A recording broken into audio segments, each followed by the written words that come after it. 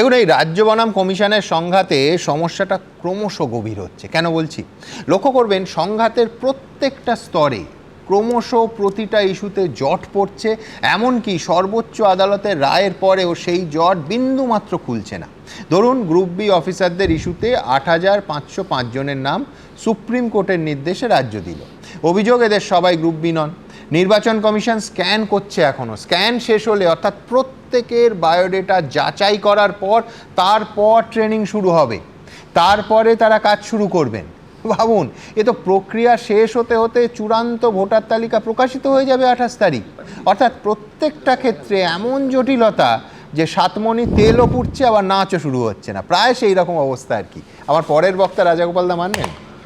সুমন, আমি তোমার এই প্রশ্ন যাবার আগে হ্যাঁ, যে বিতর্ক এখানে একটু হচ্ছিল, দুই একটা পয়েন্ট একটু বলে রাখি।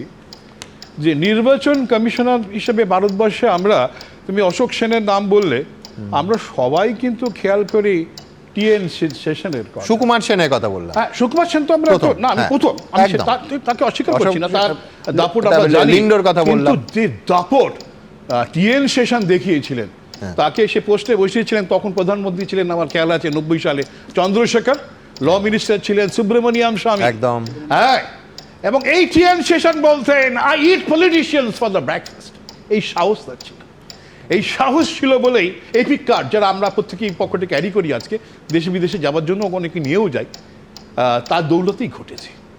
অর্থাৎ ইলেকশন কমিশনের যে সাহস দরকার, সংবিধান তো দিয়েছে, ওশন অফ পাওয়ার, তুমি তো উল্লেখই করলে, সেটাই ওই টিএন সেশনই প্রথমে বুঝেছিল।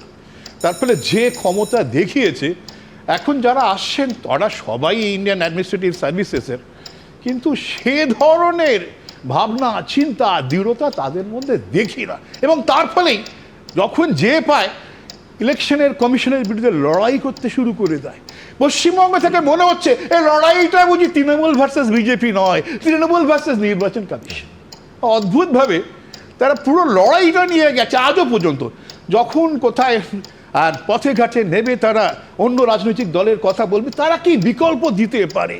বামেরা বলতো উন্নত বামফ্রন্টের বিকল্প, উন্নত তৃণমূলের বিকল্প, যুব তৃণমূলের বিকল্প, সে কথা তারা বলছে না। তারা বলছে সব নষ্টের জন্য দায়ী হচ্ছে নির্বাচন কমিশন, এবং তারা নাকি এসআইআর করছে, তারা নাকি সব কিছু বাদ দিয়ে দিচ্ছে। অসুস্থ রোগী, যার অক্সিজেন দরকার, তাকেও বলছে হসপিটাল যেতে হবে না, যে মরতে চায় তাকেও মরতে দিচ্ছে না, বলেছে এসআইআরে চলে এসো। এসব কথাগুলো আমরা সব শুনেছি, কিন্তু যারা ভারতবর্ষে সংবিধান পড়েছেন তারা জানেন ECI, election commission of India, সেটা একটা সেন্ট্রাল বডি মাত্র, এবং সেটা আমাদের এই ফেডারেল স্ট্রাকচারে কাজ করে, রাজ্যগুলোর উপরে নির্ভর করে। 100% ইসিআই 100% ওয়েস্ট বেঙ্গলের স্টাফ ওয়েস্ট বেঙ্গলের, বিহারের 100% স্টাফ বিহারের, সব দেশেই এটাই এইভাবেই সে কাঠামো রয়েছে। তার কোনো সেন্ট্রাল কাঠামো নেই। কমিশন তারা নিয়োগ করে, এতকাল ছিল না। এতকাল চিফ ইলেকশন কমিশনার কে হবে সেটা কোনো নিয়ম ছিল না। সুপ্রিম কোর্ট যখন বলে তখন ঠিক হয়। সুপ্রিম কোর্ট প্রথমে নিজেদের লোককে রাখে, চিফ জাস্টিসকে রাখে, পরে বড় একটা আইন তৈরি হয়, সেখানে আমরা জানি লিডার অফ অপোজিশনকে রাখা আছে, এবং দুজন মন্ত্রী সেখানে রয়েছে। তো যাই হোক, সে প্রশ্ন আজকের কথা নয়। প্রশ্নটা হচ্ছে যে লড়াইটা যখন হয়ে গেছে নির্বাচন কমিশনের বিরুদ্ধে, তখন মনে হচ্ছে যে রাজ্য বুঝি তার বিরুদ্ধে লড়াই করছে। কেন? যে লোকটা, অসুস্থ লোকটাকে যখন এসআইআরে পাঠানো হচ্ছে, তখন যিনি ইআরও আমরা বলছি, ইলেকট্রাল রেজিস্ট্রেশন অফিসার, তিনি তো একজন ডিএম গোছের মানুষ বা এসডিও গোছের মানুষ, তিনি কেন আটকাচ্ছেন না? ক্ষমতা তো তার, বিএলও তার তো জানা আছে কোন কে অসুস্থ, না সমস্ত লিস্ট তার কাছে আছে। তাকে ফোন করে ধরা যায়, ফোন নাম্বার দিয়ে দিয়েছে, তাকে ফোন করে বলা যায় যে আমি অসুস্থ, আপনি আমাকে একটু দেখুন। বা তাকে কি ফোন ধরছে না, নাকি ফোনে কথা বলছে না, বা তার কোনো দায়িত্ব নেই, সেই যদি জোর করে ডেকে আনছে। এই যে ব্যাপারগুলো ঘটেছে, আমি মনে করি না যে দিল্লি থেকে বলা হচ্ছে সব অসুস্থ রোগীদের নিয়ে আসো জোর করে। এটা যারা মনে করেন তারা বোঝাতে চাইছেন যে কেন্দ্রীয় সরকার কোনো কাজ করছে না। এটা যদি তারা মেসেজ হয়ে থাকে, সেটা সঠিক মেসেজ দিচ্ছেন। এবং যারা বলছেন রাস্তার রাজনীতি, দেশ যত উন্নত হয়, তুমি বহুবার বিদেশে গেছো, আমারও সুযোগ ঘটেছে নির্বাচনের সময় আমেরিকা বা ইউরোপের অনেক দেশে থাকতে, নির্বাচন যে হচ্ছে আমরা রাস্তা থেকে বুঝতে পারতাম না। এমনকি ভারতবর্ষে অনেক রাজ্যে নির্বাচনের দিন বোঝা যায় না নির্বাচন হচ্ছে কিনা। নির্বাচন মানেই যে রাস্তায় নামতে হবে, সেদিনটা বাংলায় ছিল। মনে হয় বাংলাও বোধ হয় একটা ট্রানজিশন পিরিয়ডে যাচ্ছে, উন্নত দেশ থেকে এই শিক্ষা নিচ্ছে যে সব রাজনীতি রাস্তায় নয়, রাজনীতির কিন্তু আমি দুটো ছবি দিই, এক হচ্ছে ভারতবর্ষের বহু রাজ্যেই রাস্তার রাজনীতি এখন নির্বাচনের দিন গেলে শুধুমাত্র কিছু হোর্ডিং আর পোস্টার দেখা যায়, তার বাইরে দেখা যায় না।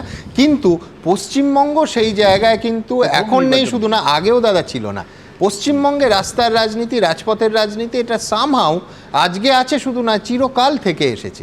দেখুন, মানে আমরা মনে করি যে রাস্তায় না গেলে বুঝি সব কাজ হয়ে উঠবে না, কিন্তু রাস্তা ছাড়াও যে পথ আছে, সারা জগৎ যখন পাল্টাচ্ছে, একসময় বাংলা যে ভাবতো সারা পৃথিবী তাই ভাবতো, আজকে সারা পৃথিবী যখন অন্যভাবে ভাবছি, আমরা কেন সে পথে যাব না?